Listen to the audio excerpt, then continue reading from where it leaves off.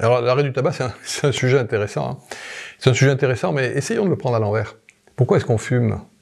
Et pourquoi est-ce qu'on aurait des difficultés à s'arrêter de fumer? Il y a deux explications.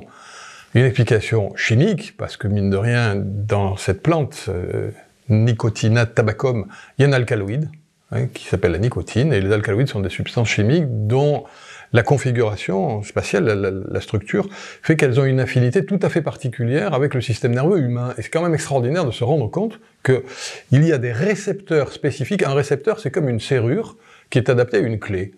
Dans le corps humain, il y a des tas de récepteurs qui sont adaptés à des tas de clés chimiques. Par exemple, l'adrénaline, qui est sécrétée quand on a un coup de stress, elle a un récepteur sur le système nerveux et elle va déclencher une réaction chimique. Eh bien, la nicotine trouve chez l'humain des récepteurs qu'on a appelés des récepteurs nicotiniques. Donc, comme si cette plante, elle était avec une affinité tout à fait particulière depuis qu'elle est sur la planète, et nous aussi, comme si on était fait pour se rencontrer. Et étonnamment, effectivement, au fil des siècles, le tabac, je ne sais pas si un jour on vivra dans l'espace, peut-être qu'on aura des espaces pour fumer, mais le fait est qu'effectivement, il y a une affinité tout à fait particulière. Vous voyez, par exemple, avec la marijuana ou en fumant de l'eucalyptus, ou parce qu'il y a des cigarettes à l'eucalyptus, il n'y a pas d'effet d'accoutumance chimique. Alors qu'il y a un effet d'accoutumance chimique parce que cet alcaloïde a une affinité très particulière avec l'humain. Alors donc il y a un côté chimique. Et puis il y a aussi un côté psychique, évidemment, énorme.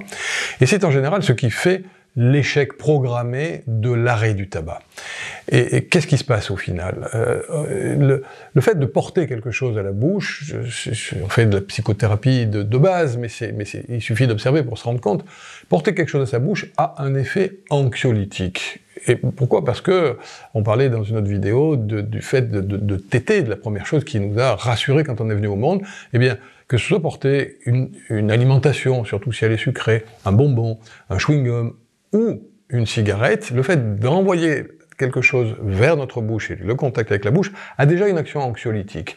Et il y a quelque chose d'en plus qui joue aussi un rôle anxiolytique dans le fait de fumer, c'est l'inspiration et l'expiration. C'est-à-dire quand on fume, on porte quelque chose à la bouche, on inspire et on expire. Et si on observe le fumeur qui est stressé parce qu'il a eu un coup de fil difficile ou qui va avoir un coup de fil difficile, qui fébrilement prend une cigarette, qui l'allume, il va pas quitter des yeux la première bouffée. Un petit peu comme s'il faisait une séance de relaxation, finalement. Donc il y a deux éléments qui ne se quittent jamais dans le tabac, c'est une accoutumance chimique et un effet anxiolytique. Alors après, il y a aussi une histoire d'accoutumance sur le geste. Mais si on veut être un peu stratégique dans l'arrêt de tabac, il faut d'abord se poser la question, est-ce qu'on est prêt? Non pas à s'arrêter de fumer, mais à se libérer du tabac. Parce qu'on ne peut pas construire un futur qui devrait durer jusqu'à la fin de sa vie, c'est-à-dire sans tabac, sur un arrêt. Un arrêt, c'est un arrêt. Une libération, c'est devenir un ancien fumeur, ça c'est une formulation positive. S'arrêter de fumer, c'est une formulation négative. Ça n'a l'air d'être que des mots, mais c'est quand même important de le souligner, et c'est à partir de là qu'on peut, déterminer une stratégie qui peut fonctionner par rapport à une stratégie qui est vouée à l'échec. Les gens qui vous disent « moi je me suis arrêté du jour au lendemain », n'imaginez pas une seule seconde que la veille au soir ils ont commencé à penser qu'il fallait s'arrêter de fumer, que le lendemain ils sont arrêtés. Ça fait des mois, voire des années, qu'en arrière-plan, l'histoire se mature, et qu'un jour il y a eu le petit élément déclencheur qui a fait qu'ils se sont arrêtés. Et ces gens-là, aidés ou pas aidés, ils se seraient arrêtés. Nous, thérapeutes, nous avons juste les moyens d'accompagner la personne vers sa propre volonté. Et écouter les mots avec lesquels quelqu'un qui désire, je reprends, s'arrêter de fumer, mais je préfère dire se libérer du tabac, va exprimer sa volonté, est toujours très intéressant. Alors j'avais, il y a très longtemps, catégorisé 6 niveaux de motivation dans soi et l'arrêt du tabac, et c'est intéressant d'écouter. La personne qui vient vous voir en vous disant « il faudrait que vous m'aidiez », déjà, on peut se poser la question de savoir qu'est-ce qu'il vient faire dans le cabinet. En général, c'est sa femme qui l'envoie, parce que il faudrait que vous m'aidiez, c'est-à-dire c'est moi qui vais faire le boulot. Mais c'est toi qui viens pour t'arrêter de fumer. Moi, j'ai juste aidé, j'ai juste accompagné. Et donc la consultation, elle sera juste pour pointer qu'effectivement, là, la motivation, elle est au niveau le plus bas. Et donc, il faut simplement aider cette personne en lui disant « vous n'êtes pas motivé », ce à quoi elle va répondre immédiatement « effectivement, je suis pas motivé, je m'en rendais pas compte, mais je ne le suis pas, parce que il faudrait déjà, c'est pas très volontaire, et que vous m'aidiez, bon, c'est moi qui fais le travail. Si on monte d'un cran, on va dire « il faut que vous m'aidiez ». On est déjà un petit peu mieux. Mais la personne qui vient avec un cran au-dessus en disant « il faut que je m'arrête », déjà, c'est elle qui s'implique, c'est plus moi. C'est plus « il faut que vous m'aidiez », il faut que je m'arrête, mais le « il faut », c'est une contrainte. Or, on ne construit rien de durable sur une contrainte. Quand on entend « je », ça va déjà un petit peu mieux. Je voudrais m'arrêter de fumer, il y a quand même le verbe vouloir, mais c'est pas celui qu'on aimerait entendre. Celui qu'on aimerait entendre, c'est je veux m'arrêter de fumer. Alors vous voyez qu'on monte déjà, on est dans ce que j'appelle moi le niveau 5 de motivation, et le niveau 6, c'est le parfait, c'est celui qui vient en disant je vais m'arrêter de fumer, il faudrait que vous m'aidiez. Là, on sait que la personne est motivée, et ça fonctionne en général. Alors qu'est-ce qu'on va pouvoir lui proposer à cette personne? Bien, selon son niveau de motivation, on va lui demander de réfléchir à sa motivation réelle, parce que il vaut mieux repartir et revenir 1 mois, 2 mois, 6 mois plus tard, en étant motivé et en se pensant « je vais m'arrêter de fumer » spontanément, parce que toutes les clés sont dans notre main, plutôt que d'essayer quelque chose qui va pas marcher. Et finalement, en moyenne, on se rend compte que l'échec qui lui est programmé, va nous amener à ne nous remettre en cause que 2 ans après. On perd en moyenne 2 ans quand on fait quelque chose qui va pas fonctionner pour le tabac. C'est délicat le tabac, c'est vraiment quelque chose de particulier. Donc une fois que la motivation est assurée, on dira après ce qu'on peut faire pour aider la personne. Mais tant qu'elle ne l'est pas, j'avais imaginé il y a de nombreuses années de faire écrire à la personne qui est insuffisamment motivée, de prendre 2 feuilles de papier, et c'est intéressant à faire comme exercice.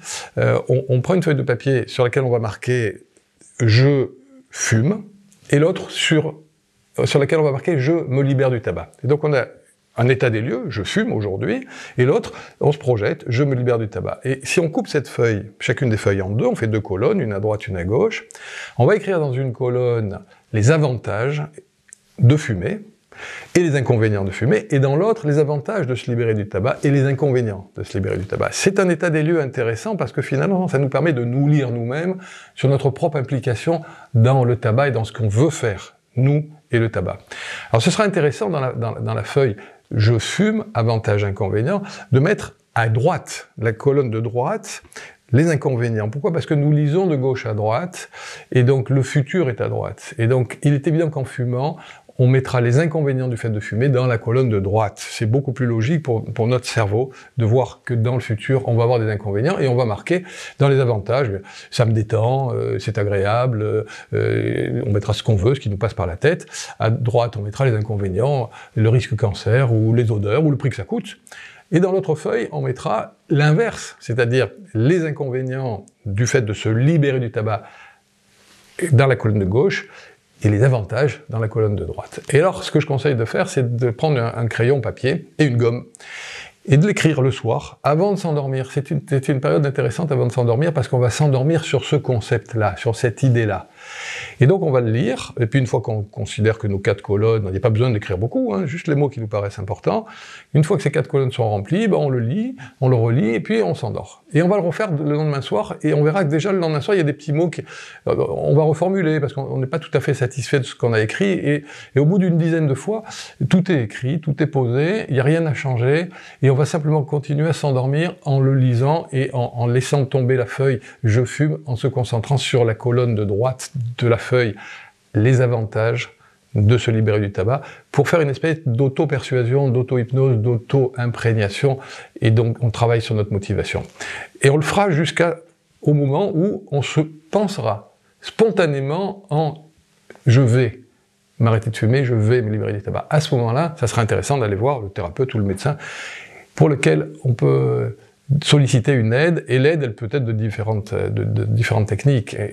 L'acupuncture, l'hypnothérapie, la phytothérapie peut donner une aide, mais il faut dire les choses modestement.